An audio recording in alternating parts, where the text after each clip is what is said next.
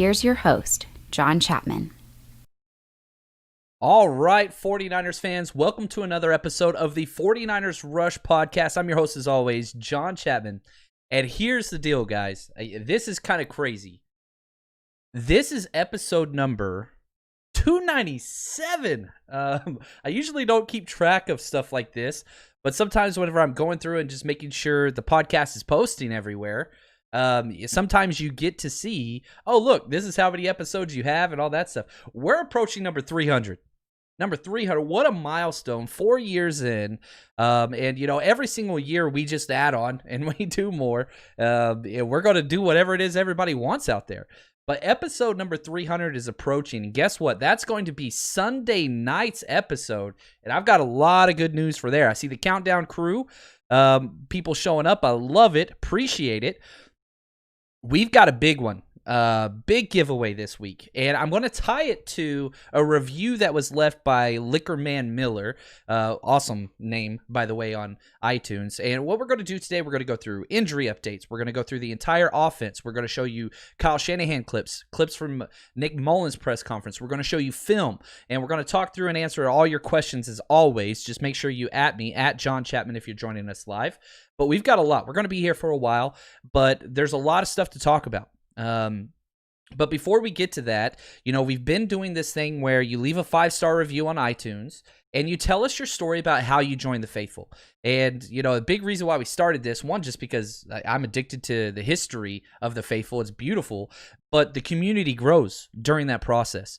And we have jumped, the 49ers Rush podcast has jumped from number 8. We used to be number 1. We were number 1 for a year and a half, but we dropped down when we switched companies, whatever. But we're at 8 when we started this. Now we're up to 5. So we've already jumped up as far as the 49ers podcast rankings on iTunes. So I really appreciate that. That helps us a lot. Sponsors and just, you know, getting more downloads, things like that. So thank you to that. And listen to this awesome story, to Liquorman Miller's story. I want to say his name as many times as possible because it's just an awesome name. Because it's going to tie into episode number 300. Here we go. When he was in 1978, his dad was from South Bend, Indiana. And, you know, living in Indianapolis, growing up, he remembered watching his dad in the championship game, Joe Montana, Notre Dame versus USC. And my dad said, quote, "Do you know who that is, son? That is Joe Montana," end quote. Man, you just feel it, right? You go back all those years and you feel it. Let's just say I haven't looked back ever since. I followed Joe to the 49ers, and I think you would all agree you're affected greatly with sports when you're that young. He was only 7, and he watched all the success with him and Jerry Rice. He stayed with it through the Jeff Garcia, and he's just part of the faithful. We all get brought in a different way, but once you're here, you're here.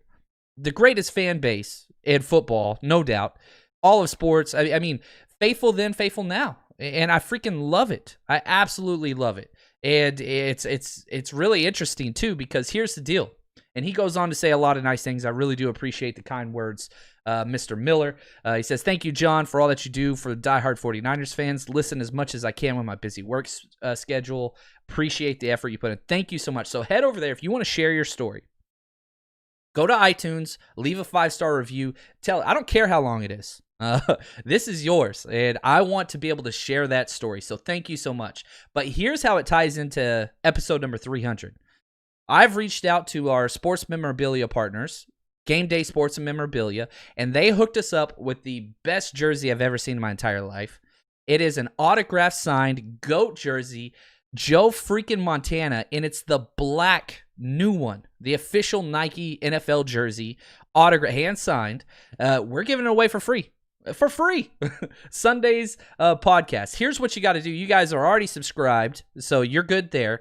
Just go to Twitter and retweet the pinned tweet on there. You'll see it's my pinned tweet. So if you go to @JL_Chapman, click on my profile, it's going to be the first thing you see. You'll see the jersey there. I got pictures of it, the front and the back. Retweet that with a GIF. That's it. and you're in. We're going to announce it live after the game against the Eagles this Sunday. Man, you're talking countdown crew giveaway here in a couple of days. We're talking free jersey. This is a $350 jersey that they hooked us up with. So thank you for all your sports memorabilia needs. Head over to Game Day Sports and Memorabilia. They will take care of you. But man, lots of exciting things going on. And I see the questions coming in already, and we're going to get to the questions, and we're going to work our way through this. But we've got to start with injuries because, good Lord, there is a lot. And Kyle Shanahan started yesterday sharing exactly what's going on, and he lists through as he starts every single press conference. Now, for some reason, they don't start the YouTube channel in time, so you always miss the first sentence. He's talking Jordan Reed, but he circles back. So here we go. Kyle Shanahan on all the injury updates we need to know about. As far from the other guys who didn't play, D Ford, no issues. I mean, nothing's changed. I'm dealing with the same stuff there. Don't expect to have him this week. Garoppolo, same thing. We'll see how he is on Wednesday. Greenlaw, quad contusion, still don't plan on having him this week. Kittle, we'll see how he is on Wednesday. Mostert and Witherspoon also in the same boat. Go ahead. And so there's so many different issues. I mean, that's a season's worth of injuries, and we're going to dive into a handful of those. Number one is D Ford. D Ford's not coming back for a while. They're probably going to announce that he's going to be on short-term IR this week. I wouldn't be surprised, and I hate to say this, I don't think he's going to play again. I don't think he's going to play again for the 49ers this year. I wouldn't be shocked if he retired. Now, I don't have a source to confirm that. That's just my own personal opinion.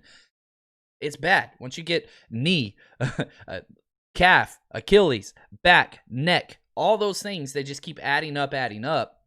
I don't know. I hope that he comes back. It would be a great, great thing for him to come back.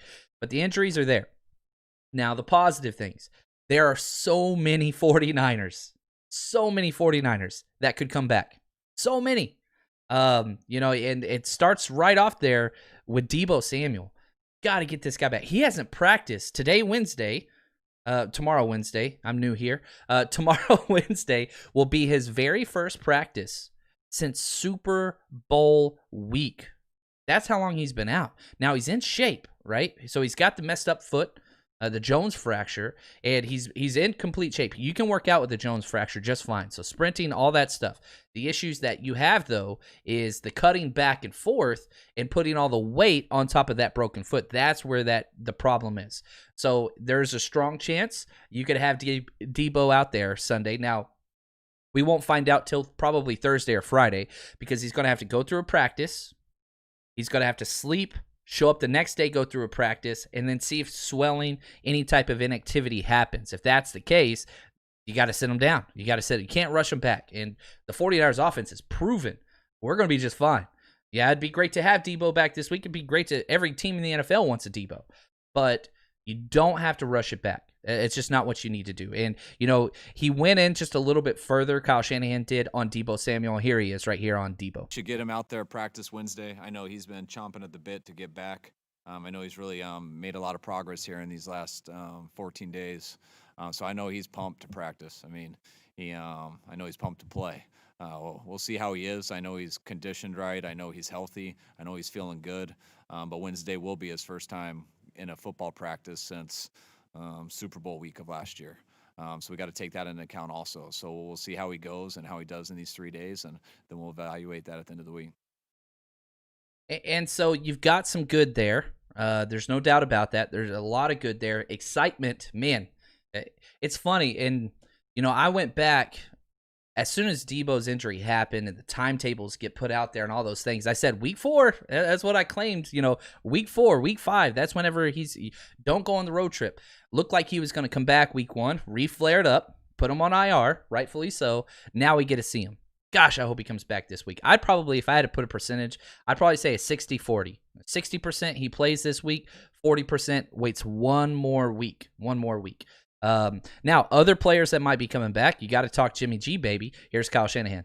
He wasn't, he ended up, we thought maybe he had a slight chance at the end of the week to come out there and see how we could do it on Friday, and we didn't get to that point. So we'll see how it is this week. I know he's doing a lot better now than he did last week, but I'm still not sure about Wednesday. I know he needs these 2 days. to keep rehabbing, and we'll evaluate it then. And so this is the one that's up in the air, and I can see the comments from Raymond. We'll get to all the questions at the end, but this one just applies here. Raymond says this, please tell me you're not on the bandwagon of Mullins over Jimmy G. 100% I am not, okay? Do I love Nick Mullins? Yes. Do I wish I had a daughter that could marry Nick Mullins? Yes, I do. I don't have a daughter, and I think Nick Mullins is already married because you always see him with his wedding ring on, and he's cleaning stuff up out there on the field all the time, so he's got a wife that's trained him. But I love Nick Mullins. I am so glad he's our backup quarterback. I think he's one of the best, if not the best, backup quarterback in the NFL.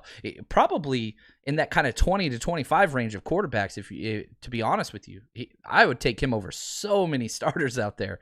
That's just, I'd much rather have Nick Mullins than Baker Mayfield as my starter, and that's not even close. I know there's a lot of Baker Mayfield fans out there, not in this room currently, but whatever.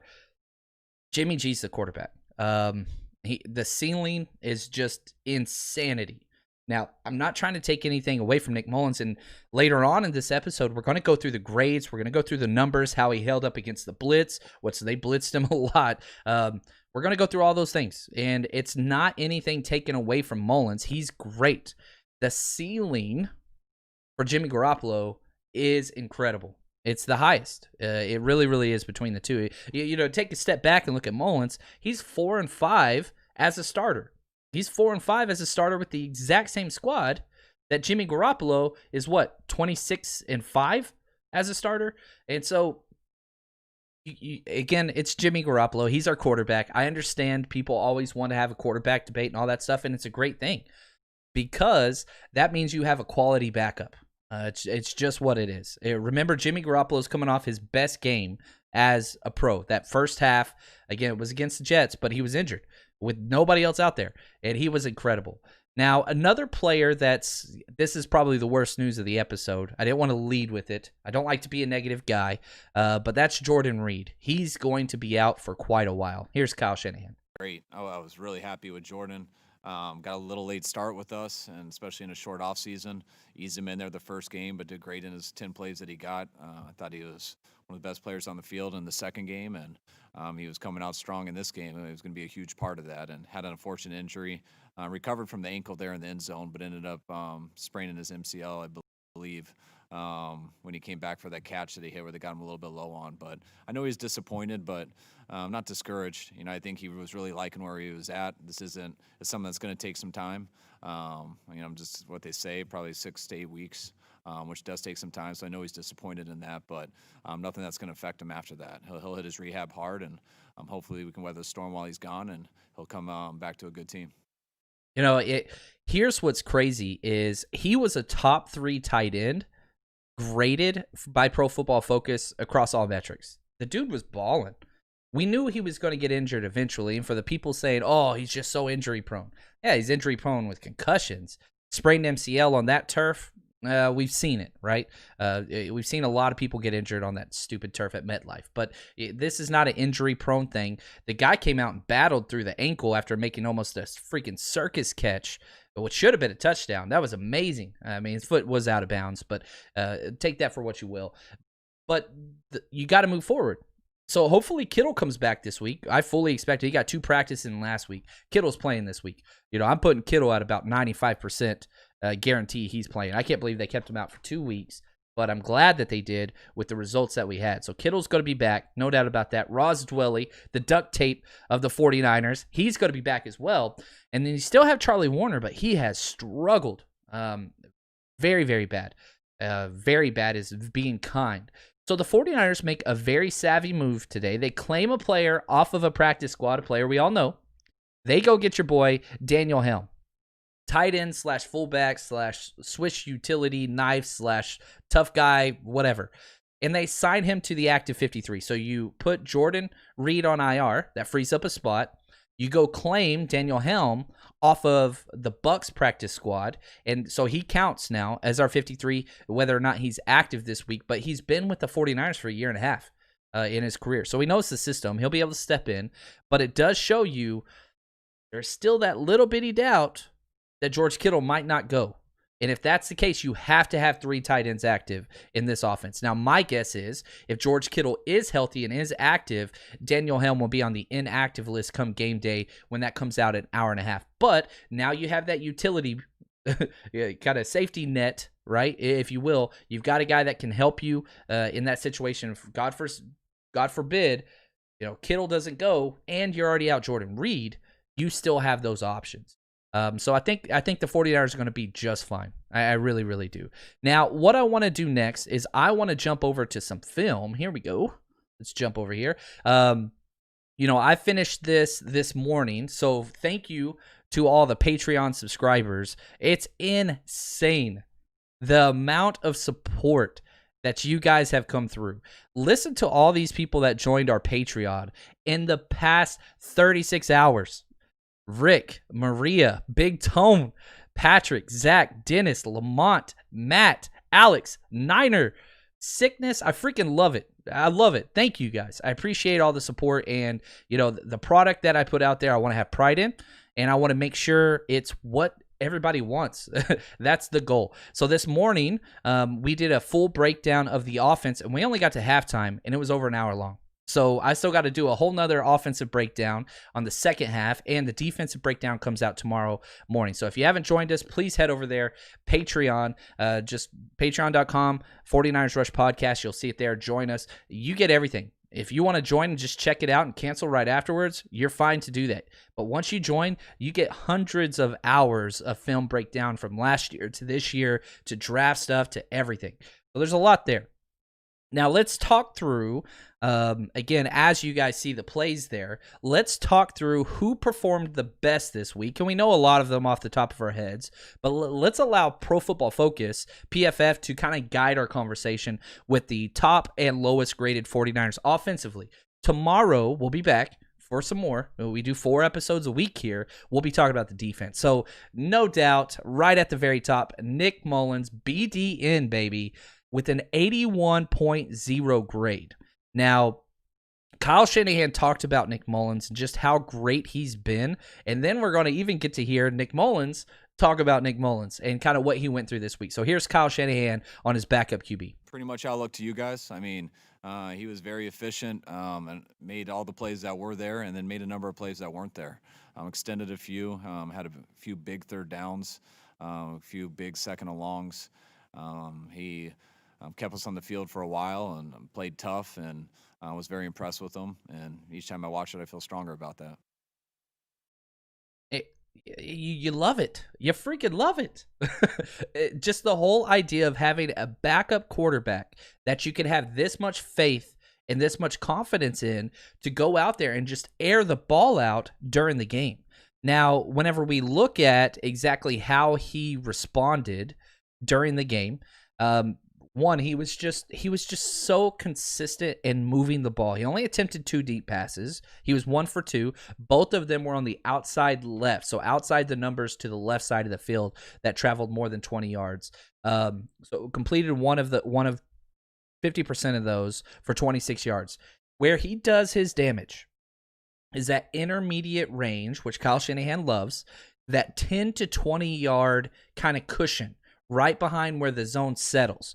And a big reason why the 49ers quarterbacks are so good at that, because they practice against a true zone defense every single week whenever it's ones versus ones. And so they develop the vision of where to attack behind those linebackers. And he did a hell of a job there. Now, he was blitzed 21 times. Now, he got sacked once, but he was better versus the blitz than he was when he wasn't blitzed. The dude has ice in his veins. He's tough as hell. He looks like an accountant out there. But whenever he's throwing the ball versus the blitz, he doesn't mind getting hit. He doesn't care at all. So many of these plays that you'll see, on the screen, he does not flinch. And whenever you got these 300-pound plus defensive linemen coming right at Nick Mullins' face, dude, he just chills. He's BDN for a reason. I think that's what I want to say. Now, Mullins was asked, were you surprised about your performance? How'd you feel about it? Here's what he had to say. Really good. Felt really confident in my preparation. And Coach Shanahan talks about the build-up. Wednesday you get the game plan. Thursday third downs, and it all builds up to Sunday. And by Sunday, you're just confident as can be, and just approached it, relaxed mindset, ready to go out and execute, and thought we did a really good job as an offense and as of a team. Dude, the politician answer, baby. They asked him, how'd you do so well in this game? He talked about the team. He talked about the offense. He talked about the coach. You move praise and you pass praise off. You accept blame. I believe that this is just one of the things that leaders do. You accept all of the blame and you pass on all of the praise. I freaking love it. I love it, man. Absolutely love it. And so absolutely great game there. He played amazing. You can go through the stats. Whenever you have a backup quarterback, step in without your top two pass options, right? Deebo and Kittle's out. Without your top two running backs, they're out as well. And you don't punt once on the road across 3 time zones? Jeez, 340 yards passing, no turnovers. Man, you can't ask for more than that. And another player that just lit it up completely, Jerick McKinnon. Oh my goodness, 75.3 grade. But his rushing numbers aren't there because he was going against a loaded box, whatever else. But what he was able to do in the passing game is huge. Absolutely incredible. Pro Football Focus has him as the number 2 overall rated running back in the entire NFL. What's crazy is the number 1 rated running back, nobody would be able to guess it, Darrell Henderson. Now, PFF's kind of weird, but it does let you know these are players that have positive results play in and play out. Consistency. And he's our number 3 option. He's not even the only running back that went ham. Jeff Wilson was the 5th highest rated player. He had a great game. So you have all of this talent there. There's so much going on, and we're only going to get better. There's a strong chance Raheem Mostert comes back this week, very similar to Deebo, where he's going to go out there Wednesday. He's going to test it out. We're going to know right away. And you're not in a rush. You're not in a rush. Not in a rush at all. If for some reason he has a hiccup, you just say, dude, we're going to wait, Mostert, 28-year-old running back. Just chill. Just wait and heal up. We've got 3 very, very capable running backs. You talk about Jeff Wilson, who, golly, he looks like he could be a starter. And then behind him is Hasty. Well, the 49ers protected Hasty, so he was not claimed this week. He couldn't be claimed because the 49ers they kept him safe this week. We'll have to see what happens. I'm glad that they did. I really do think Seattle, they lost a running back. Seattle would have claimed him. Somebody would have claimed him. I just think it would have happened. So very, very happy that we were able to protect him. Hopefully we get to see more of him. But if we do get Mostert back, Tevin Coleman's going to be out probably another 3 to 4 weeks minimum. But Mostert will be back this week or next week. Hasty will stay down on the practice squad if that's the case. If we're without Mostert, Hasty's going to be back up again. Now, staying with the top-graded players, Trent Williams, so many positive plays. He didn't give up one pressure. Neither offensive tackle. Mike McGlinchey tied with Jeff Wilson as the 5th highest rated player with a 70.7. He didn't give up a pressure. Mike McGlinchey had 2 terrible games to start the year. Not terrible. He had some bad moments. One play I saw in the first half where he overset and got put on his back, but Daniel Brunskill was able to come in and decleat the guy before he hit Nick Mullins. Really, really fun play. I'm excited to, again, if you're on Patreon, you'll hear me high-pitched voice Chapman get really excited on that one, but I'll put it out there on Twitter for sure. But the offensive line on the outside is doing incredible. Interior, not so much. We'll kind of get to that in a second. Ross Dwelly, I talked about him, the duct tape of the 49ers. He just makes everything work whenever we're broken. Can't believe how great of a player is. He had 64 snaps, possible 77. He was out there a lot. Now with Jordan Reed out, we're kind of back to the 2019 tight end rotation. Well, actually, that's not true because Toilolo's not here, and Toilolo outsnapped Ross Dwelly whenever Kittle was healthy. So I am curious to see what that's going to look like. I really hope that they give him some more snaps and trust him in the passing game because he's proven to be a very valuable asset. He's not going to go get the separation or be the red zone target that Jordan Reed was, but he doesn't have to be. he had the highest grade of any player on either team in pass blocking. I mean, the dude was just lights out. He was everywhere. So good job by Ross Dwelley and Brandon Aiyuk, man. The first round pick that we traded up for that fits Kyle Shanahan's system perfectly to a T. He balled out. You can see the clip if you're watching on YouTube right here, the end around. He got the ball twice on the very first drive. End arounds. Finding a way to get your rookie some confidence, finding a way to get him into the game plan, and then you transfer, you fast forward to the second half, and the dude just balled out. 101 total yards, had the rushing touchdown, led the team in targets, receptions, yards. That's stuff you dream of. And the dude did it, and it was incredible. Now, here's Kyle Shanahan's words on how his rookie first-round wide receiver did. I mean, I don't think you don't take guys just to hand the ball off to them, I mean, the same thing with Deebo. But when they are physical runners, when they have the speed to do it, and they compete while doing it, it's always a good bonus. And Deebo's someone who is as good as I've been around at doing that last year. Aiyuk showed that a lot in his college tape, whether it was just catching the ball and running after the catch or getting some handoffs. And he's been really good in practice with us so far too. So it's good to have a few guys out there you can choose to do it and do it with. And I think we have more than just those two also. That's a thing. It's all of this versatility, right? Super hot word for John Lynch and Kyle Shanahan. And you can do those things. And man, what is this place going to look like with Kittle, Deebo, Aiyuk? What's that going to look like? There's so many options, not to mention your running backs. And then, hey, guess what? In 2 months' time, we get Jordan Reed back. We won't be able to see this offense at full potential until we get to week 10. We're still in beginning stages, yet the offense is carrying this team. It's been incredible. Defense doing a great job as well. Not trying to talk bad about the defense whatsoever. We'll dive deeper into that. But whenever you go back and you put up back-to-back 30 points, that's huge on the road. I don't care who you're playing. Now, let's talk about some of the lower-graded players. Opposite, the flip side of this, Laken Tomlinson had a bad game. Probably his worst game since he joined the 49ers. And he still had some great run blocks, and he still had some great pass protections. But he did get beat up interior-wise, and we knew that was going to be the case. The 49ers have struggled for years with interior pressure.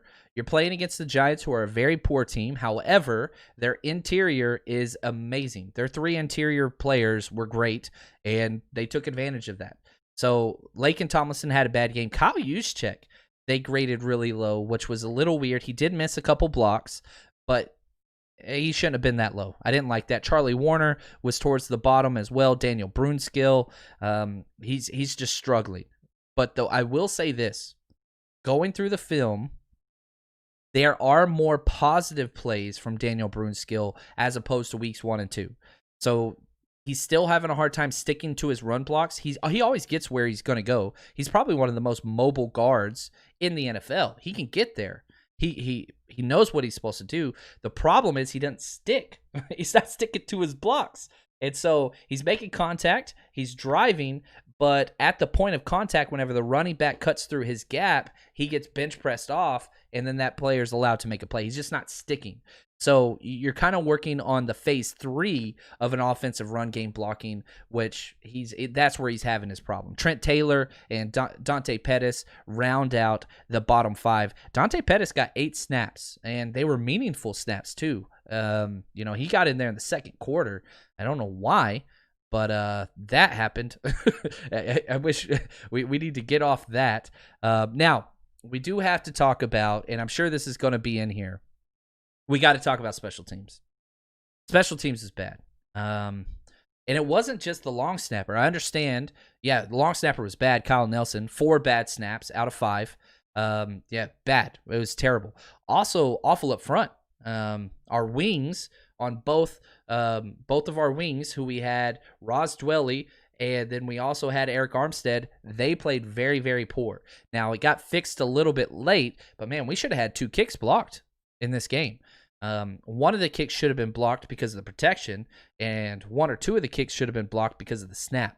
So how did the 49ers handle that? Well, here's Kyle Shanahan, and it doesn't sound like great news for Kyle Nelson, but here we go. A chance to talk to him a little bit today. I mean, I know how down Kyle is. I knew how down he was, and he just came up to me today and just apologized and stuff. And it was an unfortunate game for him. Kyle's had an unbelievable career.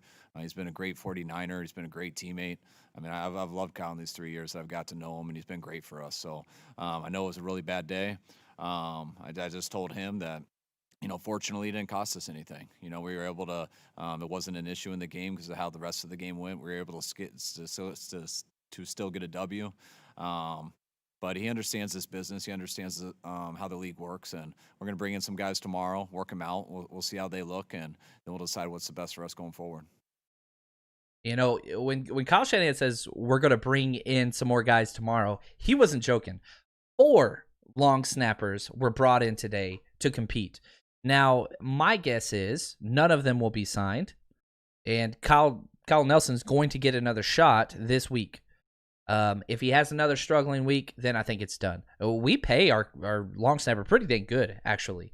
Justin School came in the very last one and snapped, which was, he did decent. There wasn't a lot of velocity on there. I used to coach long snappers, and I was a long snapper. I love the whole long snapper, whatever. But anyway, the whole idea is this. It's not enough to get it back there. You've got to get it back there quick. And whenever you time that snap, especially in the punt game, that's huge. And so you've got to find somebody that can do that. The question was asked, why don't you just get Justin School to do it? Well, you can't do that. One, Justin School's not one of the top 32 long snappers in the NFL. 2, he's also your backup swing tackle. If he gets hurt, now your special teams and your offense is kind of screwed. So you don't want to do that. Every team in the NFL designates one of their 53-man roster spots to the long snapper. And again, if you want your kid to make it in college and get a scholarship, you teach him long snapping. I'm telling you right now, teach him long snapping. He'll have a spot no matter what, even if he's a walk-on. If you can long snap, they're going to find a spot for you somewhere. That's just what it is. So there's some good, there's some bad, there's some stuff to work on offensively for sure. There's no doubt about that. Now, before we get to our offensive ranks after 3 weeks, I do want to take a quick minute just to say thank you to our sponsors, MyBookie. We hit big this weekend if you bet with us. We are now plus 62 after 3 weeks. We're making 20 but triple up the bets that I suggest. Any bet we talk about on here, I put my own money on, and here's a word from MyBookie. Unless you've been living under a rock, the NFL and the NBA, they're back. They're in full swing, which can only mean one thing. It's a winning season at MyBookie. I don't know about you guys, but for me, a game is 10 times more exciting whenever I'm putting my money on it. And if you've been betting with us, we've been doing very, very well so far this year. So stick with us. Bet on it. Use all the knowledge that we have, and let's be successful. And here's the deal. Right now, they have $100,000. You heard me. $100,000 super contest for only $10 entry. $10. You can win all that money.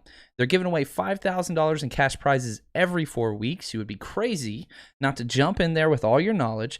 $10 to win thousands. Sign me up. You too can make up and sign up at MyBookie. And here's the deal. Use promo code 49ers, 49ERS, to claim your 100% deposit match all the way up to $1,000. That means you put in $100, they're going to give you $100. Rollovers will be included in that, and if you have questions, please call their customer service. They'll help you with that. But the NFL, NBA, MLB, they've got it all on tap. It's never too late to get started, and if you've wanted to jump in with us, now's the best time. Head to mybookie.ag, promo code 49ers, and they're going to double your initial deposit. Thanks for the support, MyBookie. All right, we'll have our bets. Not quite sure if I want to bet the Thursday night game or not. I just don't like betting Thursdays. Usually, if I do, I bet super, super small. Just Thursday games are just wacky anyway. But I'll let you guys know tomorrow. I'm going to dive into that. And then we'll have our bets of the week, Friday or Saturday episode, when we do our full scouting report and predictions. But thank you for betting with us there. Now let's go over some offensive ranks. There's about 20 different statistical categories that the NFL measures for offenses and defense, and it changes every week. I love how quickly they update it. But here's the best things about the 49ers offense. We'll do defense tomorrow. Number 1, turnovers. Man, go back to 2019. when everybody was like, gosh, how great would we be if we just stopped turning the ball over? Well, guess what? We're second in the NFL in fewest turnovers. We've had one turnover.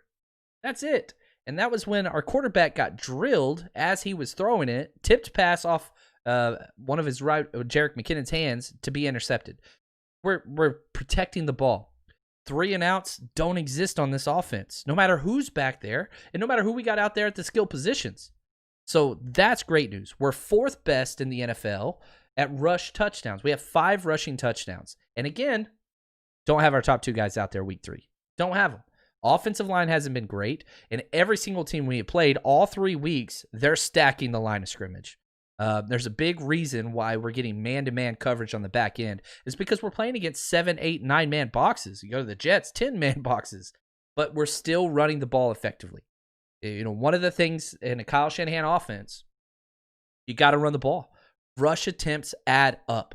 That key number is always 30. If we hit 30 rushing attempts, we're going to win the game. Almost always. We're 8th best in third down conversion rate, 47%. That's very, very good. We're awful week 1. We were great week 2. We were great week 3. So, 1 bad week, 2 good weeks. So you love that you're trending in the right direction. We're 10th in rush attempts at 89.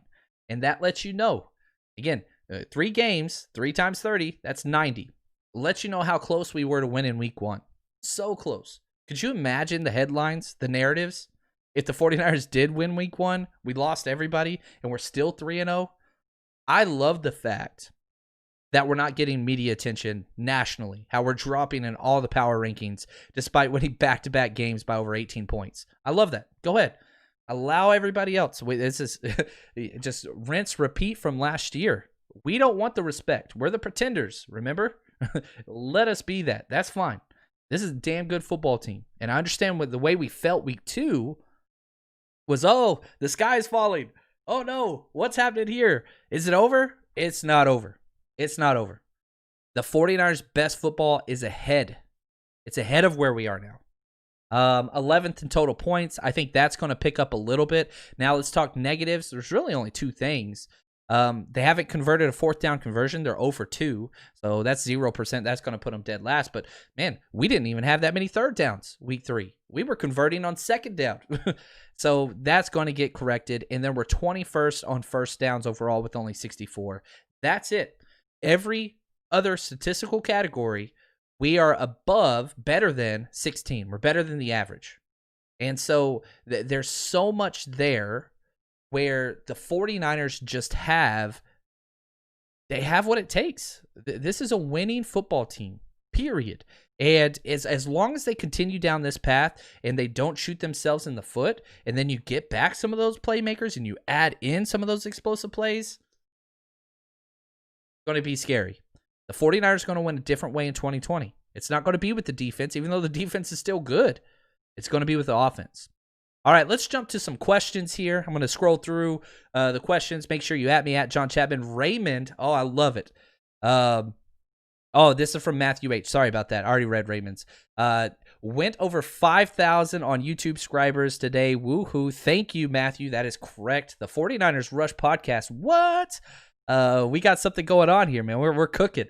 So appreciate all the support. Make sure you hit subscribe if you haven't yet. Hit that like button. That helps us as well. Anita, I love this. Please talk about Mullins picking up the pylons after the touchdowns. It's so funny. It really is. And whenever you find people, the NFL, you have to understand, the people that make it to the NFL were the best ever in middle school.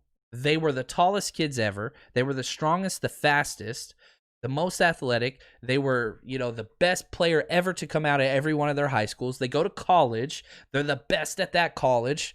They're all this, notoriety, all that stuff. Then they get drafted, and that's predominantly the people in the NFL. And you get these guys that are so proud and all. It's not a bad thing. But whenever you get a guy like Nick Mullins, who was undrafted from a small school, Southern Mississippi, kind of flew under the radar, and, doesn't get drafted, makes a practice squad, injury, starts to compete, then just dominates whenever he comes in. It's pretty cool. Whenever you find somebody, I tweeted this out. Am I the only one that thinks Alex Smith and Nick Mullins are related? Because they sure as hell should be. They're just two of the guys that just do everything right. Now, one of them was the first overall pick, and one of them was undrafted, but the mindset is there. And so I just think it's awesome. I really, really do. It's amazing whenever you look at the mindset and just kind of who he is at all times. And the 49ers, Kendrick Bourne, he was the one that forced him over there. He started calling him to pick up the pylon. Like, that's hilarious. That's hilarious. Niner by nature, will Jimmy play this week? I think he will. I really do. I'd say probably 75-25 he plays. I think he's going to be out there. I do think he is. Real quick from Nick, love this question. Are you more concerned about our offense or our defense versus the Eagles? Not concerned about either. Really, really not. You know, what the Eagles were, they're built very similar to the 49ers. They invest everything on the offense and defensive line, financial and draft capital. Well, they've lost 3 all-pro players on the offensive line. Their defensive line is old, and they've lost 2 players on the defensive line. Their quarterback has all the talent in the world, but he's trying to make explosive plays that aren't there, and he doesn't check the ball down. He wants to go for the home run play all the time. You can't do that against this 49ers defense. Again, I'll be breaking down. We'll have a full episode and, scheme and all that kind of stuff. Not really worried about either. The Eagles are not a good football team. They were super, super deep, but they have had so many injuries. And they have one of the worst linebacking cores in the NFL because of the injuries, and they allow the most receptions to the tight end position. Welcome back, George Kittle. He's going to be pretty excited, man. He's going to be pretty excited. Oh, I like this question. There we go. From Niner by Nature. How long did it take you to get your podcast off the ground? Yeah, we're going on 4 years now. I didn't do video for the first handful of times, and my podcast sucked for probably 100 episodes. Some of you guys are like, it still sucks. You're not wrong. We were constantly trying to improve here.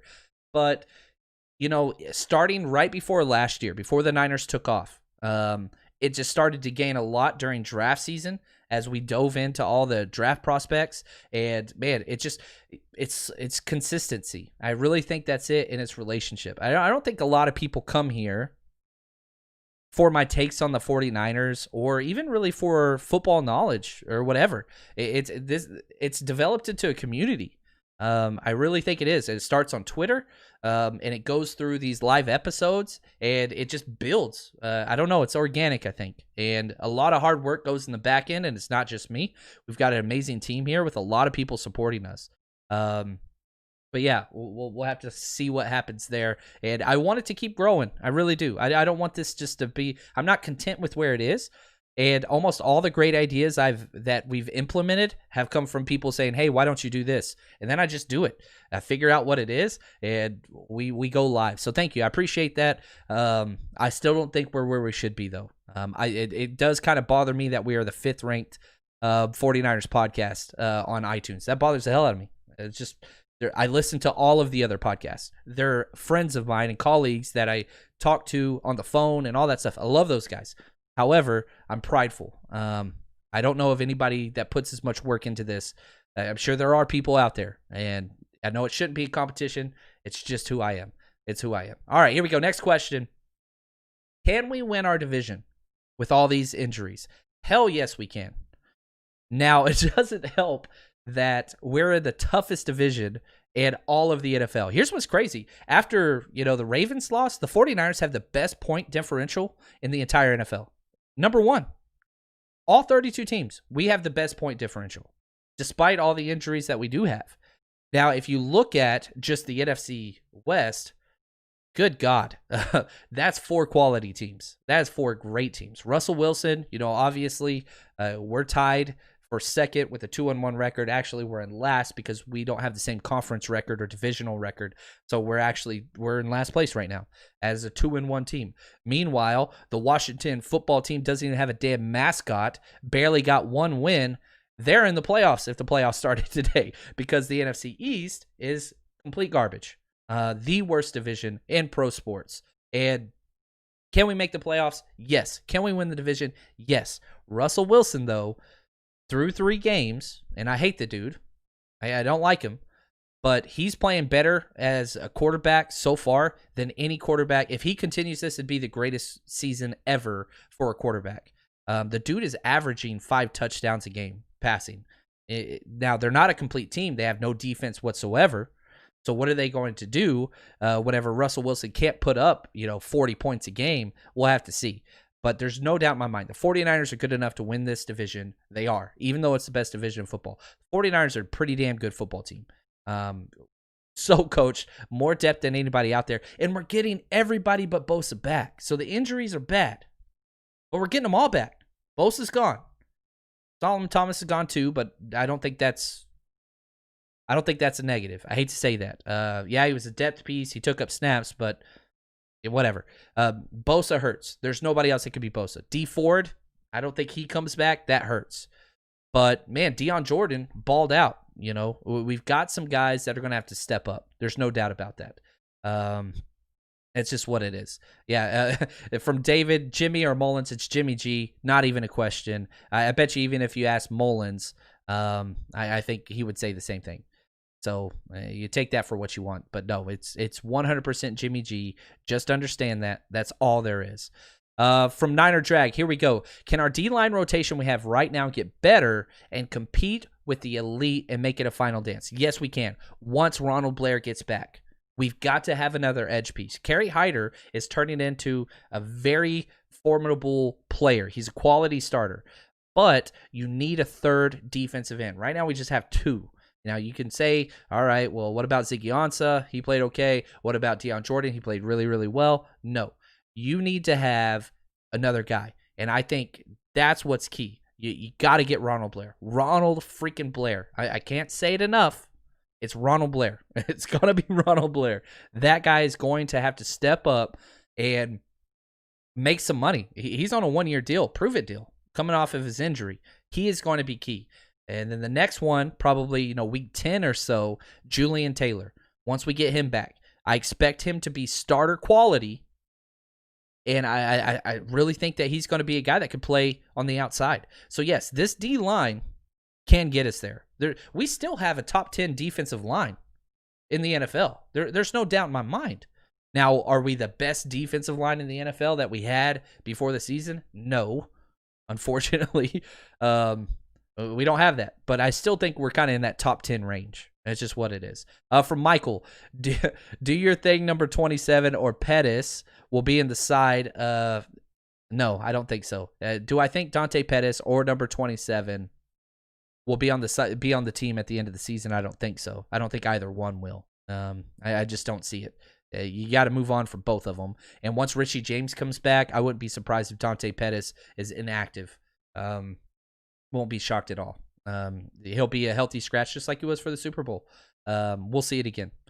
From Tyson, if Mullins doesn't lose and Jimmy doesn't play very well when he comes back, do you think we would go back to Mullins? No, I don't think so.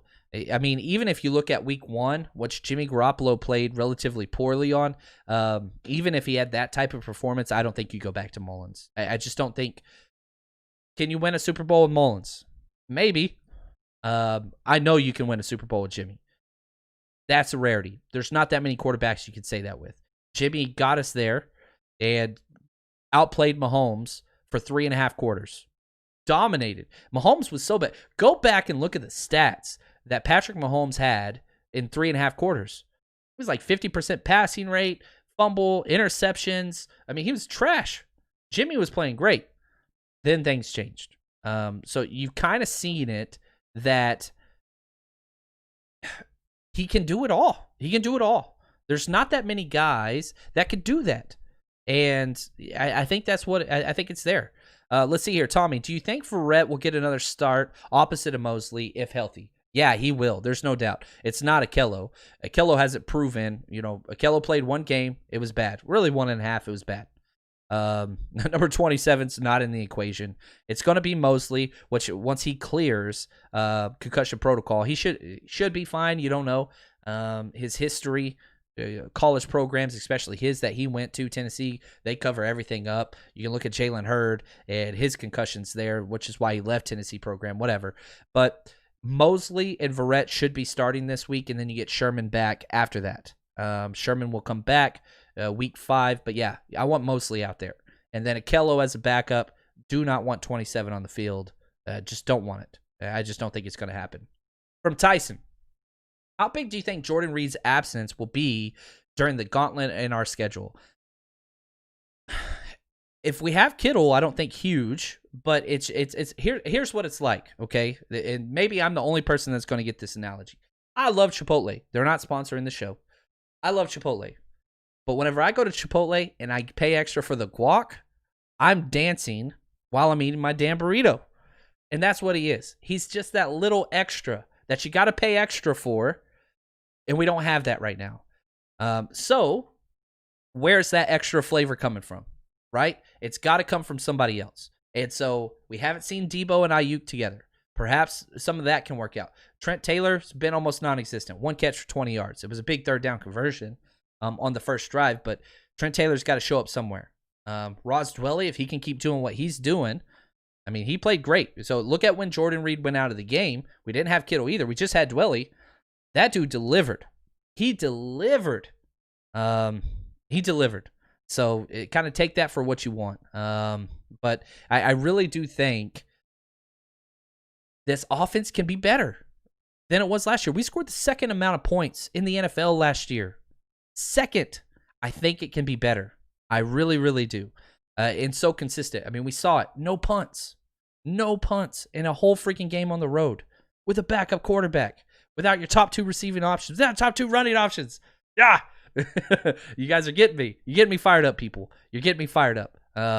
But, you kind of look at that, and I really do believe this team, the injuries scared us, and rightfully so. But that doesn't define who they are. This is a damn good football team. And if we don't make the playoffs, I'm going to be pissed, because this is a playoff football team. Period. Period. Who are you scared of, right? And this is, what team out there are you like, oh, we can't compete with them? Really? We can compete with the Chiefs. We proved we can. Now, we don't have Bosa. Does that mean we can't compete with the Chiefs anymore? The Ravens? But they're not even in our division, so throw that out.